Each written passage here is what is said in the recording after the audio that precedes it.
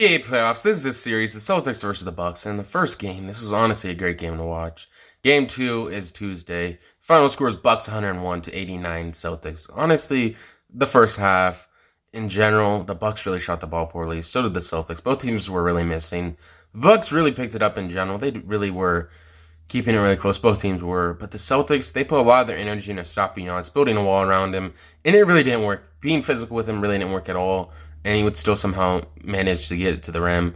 He did miss a lot of shots, but in general, he did have a great game. 24 points, 13 rebounds, 12 assists, and 2 blocks. Honestly, a great overall game. And in the second half, the Bucks really just went on a run and really couldn't be stopped at all. And I don't know, I feel like the Celtics really need to change their aspect of how they're really going to play. And the Bucks really did a great job defensively and really stopped them from getting the paint. I feel like that was the main reason why they kept missing. They kept attempting threes, and everyone on the Celtics was really missing for most of the game. Al Horford, Jason Tatum really couldn't find a shot throughout the game, but Giannis just showed that he's the best player in the series, and the Celtics really need to bring their A game against him next time. But I think he's going to be very hard to stop and almost really impossible. But what do you think? This was honestly a great game, the NBA game last night. Golden State Warriors 117 to 116 Memphis Grizzlies. Honestly, this game was great offensively. It was really... The Grizzlies were actually down at one point in the fourth quarter, then came back. It was really close at the end, but at the end, Klay Thompson missed the free throws, both of them, and something insane happened. The ball got put out of bounds. Then they did a jump ball. Honestly, in my opinion, it was off Dylan Brooks.